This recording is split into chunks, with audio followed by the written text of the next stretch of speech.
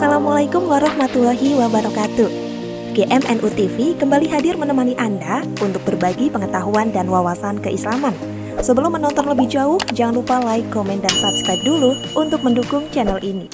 Pemirsa GMNU TV yang dirahmati Allah, apakah disunahkan mengangkat jari telunjuk saat mengucapkan ilawah di luar tasyahud dan di luar sholat sebagaimana disunahkan saat tasyahud dalam sholat?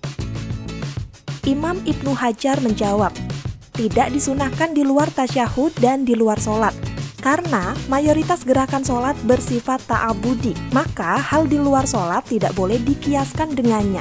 Al-Ajwibah Al-Ajibah An Al-Asilah Al-Ghoribah, karya Syekh Ahmad Zainuddin Al-Malibari, halaman 87. Nama lengkap beliau adalah Zainuddin Ahmad bin Qodi Muhammad Al-Ghazali bin Syekh Zainuddin Al-Makdum Kabir bin Syekh Qodi Ali bin Syekh Qodi Ahmad Al-Ma'bari Asy-Syafi'i Al-Asy'ari Al-Funani Al-Malibari. Lahir pada tahun 938 Hijriah atau 1532 Masehi di Kombal dalam wilayah Malibar, India, dan wafat pada tahun 972 Hijriah atau 987 Hijriah. Beliau adalah salah seorang ulama yang berperan besar dalam penyebaran madhab Syafi'i. Namanya sangat dikenal di Indonesia karena salah satu kitab karyanya yaitu kitab Fathul Mu'in, merupakan kitab kurikulum tingkatan menengah di seluruh pesantren di Indonesia. Masih terkait dengan masalah di atas, seringkali kita sebagai seorang yang awam dalam belajar sholat ataupun ibadah yang lain hanya seperlunya saja. Bahkan tak jarang rasa enggan itu datang untuk sekedar bertanya kepada ustadz atau mu'alim tentang pertanyaan yang ada di benak kita sendiri. Entah karena merasa tidak penting atau memang tidak enak bila banyak bertanya, atau mungkin karena tergoda oleh syaiton. Namun, jika sudah tiba waktunya, kita sering menyesalkan mengapa hal-hal semacam itu tidak kita tanyakan sejak dulu. Padahal kita tahu dalam satu pepatah bahwa malu bertanya sesat di jalan. Biasanya, pikiran seperti ini muncul dalam hal-hal yang kelihatannya sepele, yang sudah taken for granted, atau mau wajna aba ana. Kalau kata anak zaman now, perkara yang sudah dari sononya begitu. Semisal, mengangkat atau menegakkan jari telunjuk kanan ketika membaca tasyahud dalam sholat, baik tasyahud awal maupun tasyahud akhir.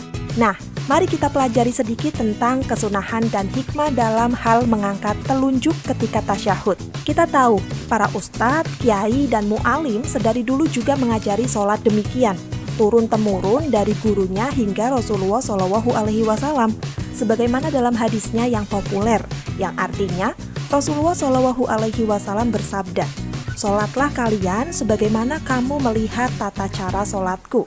Hadis riwayat Bukhari. Namun, sejatinya hal ini mengandung hikmah tersendiri di dalamnya, sebagaimana disinggung dalam kitab Zubat Syekh Ibnu Ruslan, yang artinya, dan ketika mengucapkan ilawah, angkatlah telunjukmu guna mengesahkan Tuhan, karena itulah tujuan sholatmu. Terjemahan kalimat tersebut sepintas sepertinya sangat sederhana, tetapi sebenarnya di balik kesederhanaannya itu mengandung muatan yang sangat dalam. Jangan kita anggap sepele. Apa itu? Bahwasanya sholat yang kita lakukan setiap hari tidaklah semata hanya untuk menggugurkan kewajiban saja, tetapi dengan tujuan untuk mengesahkannya. Pertanyaannya, sudahkah kita sholat seperti itu? Nah, inilah hikmah yang sangat penting yang harus kita pahami, hikmah di balik pengangkatan telunjuk ketika kita tasyahud. Sehingga dalam Hasyiah atas Syarah Sitin Lil Alama Ar-Rompli diterangkan bahwa mengangkat telunjuk ketika tasyahud hukumnya adalah sunnah. Maka sesungguhnya disunahkan berisyarat dengan telunjuk tangan kanan ketika mengucapkan ilawah, dan hendaklah telunjuk itu membungkuk menghadap kiblat, baik dalam tasyahud awal maupun tasyahud akhir. Apa yang diputuskan oleh para ulama di atas tentunya tidaklah sembarangan. Sebagai penguat sebuah hadis dari Az-Zubair dalam Musnad Imam Ahmad diterangkan bahwa ketika Rasulullah SAW dalam duduk tasyahud diletakkan tangannya yang kanan di atas paha kanan dan tangan kiri di atas paha kiri, dan beliau berisyarat dengan telunjuk, juga pandangannya tidak melampaui isyaratnya. Hadis riwayat Ahmad, Muslim, dan Nasa'i. Inilah hikmah selanjutnya. di mana secara tidak langsung Rasulullah Shallallahu Alaihi Wasallam mengajari umatnya bahwa telunjuk dapat menjadi media menuju sholat yang khusyuk. Dengan cara membatasi pandangan kita jangan sampai melampaui isyarat itu.